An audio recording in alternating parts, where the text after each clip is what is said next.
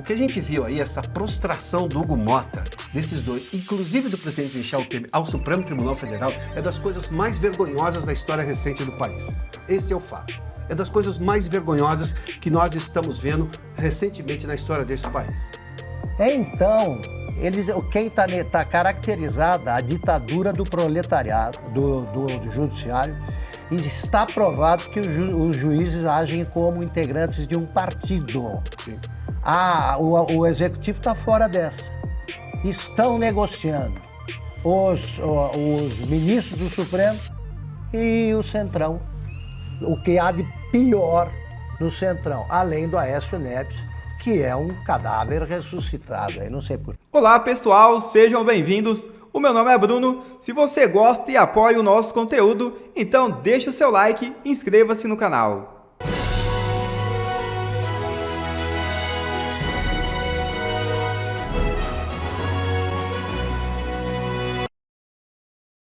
Polícia de São Paulo prende criminoso acusado de participação na execução de ex-delegado.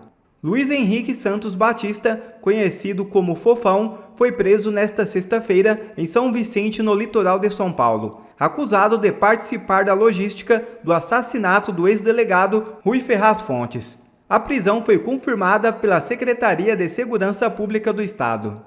Segundo o secretário de Segurança, Guilherme Derrite, o suspeito teria auxiliado na fuga dos criminosos após o atentado ocorrido na última segunda-feira. Essa é a segunda prisão relacionada ao caso. Ministro do Lula joga a toalha e vai abandonar o barco. É isso mesmo. O ministro do Turismo, Celso Sabino, informou Lula que pretende deixar o cargo. A conversa feita por telefonema durou cerca de 1 hora. E ambos decidiram retomar o tema em uma nova reunião nesta sexta-feira, segundo a CNN Brasil. Também hoje, Sabino terá encontro com o presidente nacional da União Brasil, Antônio Rueda, e com a cúpula da sigla. Rueda havia determinado que o ministro deixasse a pasta em 24 horas, encurtando o prazo inicial, que era até o fim do mês. Mesmo admitindo que deve sair, o ministro tenta resistir ao prazo imediato imposto pelo partido e busca permanecer no governo ao menos até novembro, quando será realizada a COP30. Está revelado o plano do relator da anistia para Bolsonaro. O deputado Paulinho da Força, relator do projeto de lei da anistia, que agora vem sendo chamado de PL da dosimetria, declarou nesta sexta-feira, em entrevista à CNN, que o ex-presidente Jair Bolsonaro poderá ter sua pena reduzida com a aprovação da proposta em discussão na Câmara dos Deputados. Em entrevista à CNN, o Paulinho da Força disse que não vai jogar o Congresso contra a Suprema Corte. E acho que a minha indicação tranquiliza o Supremo, que sabe que eu não vou fazer nenhum projeto que possa jogar o Congresso Nacional de novo contra o Supremo. Portanto, nós vamos fazer um projeto que seja assim, uma coisa pacífica, que pode pacificar com o Supremo Tribunal a relação com a Câmara, possa pacificar com o governo federal, ou seja, uma espécie de pacto dos 3 poderes, até porque o governo federal tem interesse em votar aí projetos que estão paralisados lá, como a PEC da segurança, como o projeto do imposto de renda. Então, nós podemos fazer um grande entendimento, né? Espero que o Hugo Motta possa estar fazendo esse papel, e está fazendo, que eu sei, de conversar com o presidente da República, para que a gente tenha um entendimento e o Brasil possa sair disso pacificado e ir para outros caminhos. Essa disputa no Brasil de extrema-direita e extrema-esquerda não dá mais, ninguém aguenta mais isso. Bom, o relator afirmou que está conversando com o PL para entender o que o partido propõe sobre a questão da anistia. E todo mundo sabe que esse negócio de anistia ampla, geral e restrita não existe. O Supremo já declarou isso inconstitucional, né? Eles querem ficar fazendo discurso para a plateia, tudo bem. Agora, não tem, não passa. É a gente aprovar na Câmara e cair no Supremo. Então, não adianta a gente ficar inventando a roda. Essa questão está resolvida. Paulinho da Força disse que não tem condições de salvar individualmente o ex-presidente Jair Bolsonaro, condenado a 27 anos e 3 meses de prisão pelo Supremo. O cidadão que foi condenado ali, com redução de pena. Eu ter lá um parágrafo dizendo que ele vai ficar em casa, não é função minha, quem tem que fazer isso são os advogados dele, né? Isso não dá para fazer no projeto, destacar uma pessoa individualmente, né? Não é possível fazer isso no projeto. Acho que ele será beneficiado, vai ter os ganhos na medida que as penas são reduzidas, e aí os advogados deles terão condições, até pela doença dele, pela situação que ele está passando de saúde, pedir para que ele fique em casa. Mas aí não é função minha, isso é função dos advogados, que devem estar ganhando bem para fazer isso. Bom, Paulinho da Força disse ainda que Michel Temer falou com os ministros Alexandre de Moraes e Gilmar Mendes. Eu fiz questão de começar essa conversa com o presidente Michel Temer, por ser um dos melhores juristas do Brasil, presidente da Câmara, com uma experiência larga ali na Câmara, e também presidente do país. Estava também o deputado Aécio Neves. Depois que a gente conversou, me parece que o presidente Michel Temer conversou, não só com Alexandre de Moraes, mas também com o ministro Gilmar Mendes. Então, não sei o que eles conversaram, né?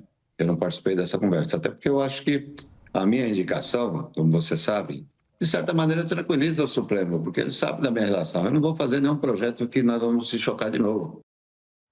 Bom, Marcília, começamos com você, vários pontos para a gente discutir aqui. Até quero te perguntar algumas questões jurídicas, mas antes, a sua avaliação aí desse acordão que a gente viu aí no vídeo, Paulinho da Força ao lado de Aécio Neves e Michel Temer, dizendo aí que fizeram um pacto republicano com os três poderes, rebatizaram o PL da Anistia, quer dizer, enterraram o PL da Anistia e ressuscitaram, criaram um tal de projeto de lei da dosimetria. Resta saber como é que a oposição vai reagir a essa nova situação, né, Marcília? Pois é, primeiro que tomaram a anistia da oposição, né? É disso que se trata. Então, quando a gente vê figuras... Primeiro a gente vê um texto do Crivella, né, como o texto base, que não é uma figura ligada a nenhuma dessas pautas. Depois a gente vê o Aécio, que é claramente uma pessoa que, enfim, tem muitas vezes sido porta-voz até do próprio STF, tem ligações até com o próprio Gilmar, lembra aí até de áudios antigos vazados do próprio Gilmar falando com o Aécio em tom muito amistoso. A gente tem o Temer, que é essa pessoa que costura e conversa com todo mundo, foi inclusive quem nomeou o Alexandre de Moraes, e o Paulinho, que é centrão de esquerda, né? Ele representa ali essa pauta que me parece comum. Híbrido. É um híbrido, né? Ele está nesse lugar do meio, entre centrão e a esquerda, numa pauta que ambos os espectros têm em comum, que é soterrar a anistia e criar um acordão que não é anistia. Não tem nada de anistia. A anistia, ela não foi, é bom que a gente rebata isso, não foi declarada inconstitucional. Isso não existe.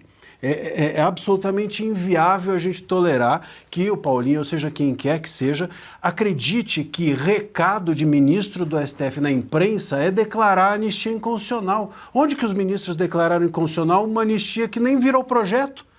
Como é que eles podem declarar inconstitucional um projeto que não existe? Então eles foram à imprensa, a gente tem notícia que 9 ministros reservadamente falaram que a anistia era inconstitucional. Sim, mas qual anistia? Como é que eu posso declarar inconstitucional um texto que eu não vi, não li e não sei do que se trata? Então, abstratamente a anistia algo inconstitucional? Então, se a anistia é abstratamente inconstitucional, todas as anistias são. Nós tivemos 48 anistias no correr da nossa história, todas são inconstitucionais para o STF. A anistia de 79 também é inconstitucional para o STF. Bom, então tem crimes ali que não prescreveram. Será que a gente então deve declarar aquilo inconstitucional e julgar aquelas pessoas que foram anistiadas em 79? Parte delas está no governo. Será que a gente pode voltar a julgá-las, já que toda anistia é inconstitucional? Sim. Quer dizer, não faz sentido, não tem coerência nenhuma. E outra, se tem alguma coisa irregular nessa história, é ministro do STF falar por meio da imprensa que o trabalho do Congresso é inconstitucional. Isso é que é inconstitucional. Se tem alguma coisa esquisita aí, é em ministro dar recado. Agora, tomar isso como uma declaração oficial e sair, a partir daí, rejeitar a anistia e fazer uma outra coisa, é tudo menos um trabalho político sério. É tudo menos um trabalho político sério. É um acordo com uma espada na cabeça do Congresso. E assim não é acordo, isso é coação. O que está acontecendo aqui é um acordo que dá porque o STF está coagindo os políticos a agirem de acordo com o que eles permitem ou querem. E aí eles escolheram as pessoas que toparam viabilizar essa espada na cabeça, excluindo a oposição, o que é mais grave. E isso não traz pacificação alguma.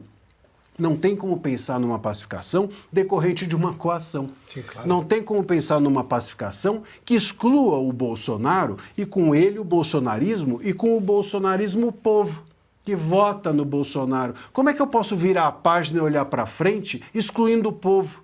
Dá para pensar no novos rumos da direita sem o povo? Dá para pensar num processo político legítimo sem o povo? Óbvio que não. Então, amanhã nós teremos esse povo novamente resignado, se manifestará, criarão um novo dia 8, inventarão que um novo dia 8 houve, o STF com isso justifica se mantendo o poder, manter esses inquéritos todos abertos e assim por diante. A gente está refazendo ciclos e não pacificando. Pois é, Piotr, a pauta da anistia era uma pauta da oposição. De repente a gente assiste a um vídeo, a oposição foi simplesmente excluída do debate e resolveram, entre eles, enterrar a anistia e criar um novo Frankenstein, aí, o PL da dosimetria. Aí chama-se Hugo Mota. O Hugo Mota escolheu o Paulinho da Força. A decisão é do Hugo Mota.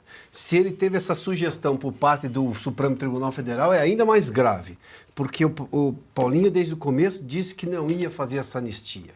Chamava de anistia por detalhe, mas toda hora vinha com essa conversa de dosimetria da pena. O Paulinho, acho que o Silvio deixou ontem bem claro quem é o Paulinho da Força, ele fala em pacificação. Marcília já citou, não tem pacificação nenhuma nisso. Nós temos um problema, qual é a razão da anistia? Um Supremo que foi além do que ele poderia ir,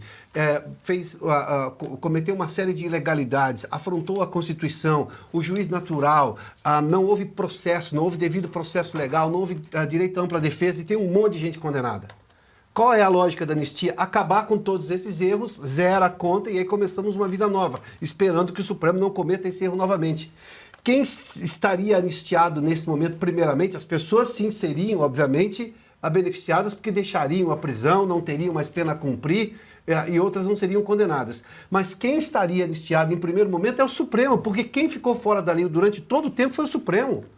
A Vaza Toga está demonstrando isso claramente, os abusos e excessos, ilegalidades, relações espúrias de um gabinete com outro dentro do TSE, do Supremo Tribunal Federal, do ministro Alexandre de Moraes. O Talhaferro está mostrando isso todo dia. Aí eu estava acompanhando essa entrevista na CNN e não vi ninguém tocar nesse assunto, nenhum dos repórteres tocou nesse assunto. Por que o senhor tem essa relação boa com o Supremo Tribunal Federal? Qual é o favor que o Supremo lhe fez? Pergunta para o Paulinho da Força, essa era a pergunta que precisava ser feita. Pergunta ao Aécio, por que você saiu das sombras agora e voltou para discutir anistia? Qual é o favor que vocês devem ao Supremo? Qual é a relação tão boa? Qual é a ligação? Esse é o ponto. Aí vamos lá. Veio o presidente Michel Temer, que eu já elogiei aqui do ponto de vista do governo que ele fez, foi uma recuperação da economia depois do descalabro que a Dilma deixou. Só que, ao falar de dosimetria, com o histórico e o conhecimento da lei que tem o presidente Michel Temer, deixou de ser um constitucionalista para ser só um político que está tentando fazer uma costura completamente absurda. Pois não. Não, por favor. Não, só para concluir. Aí veio o Aécio Neves. Confronto com o STF. Vamos evitar um confronto com o STF.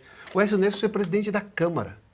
O Aécio Neves sabe que os poderes são independentes. Nenhum deles ali tem um benefício da ignorância. E vem o Paulinho falando pacificação.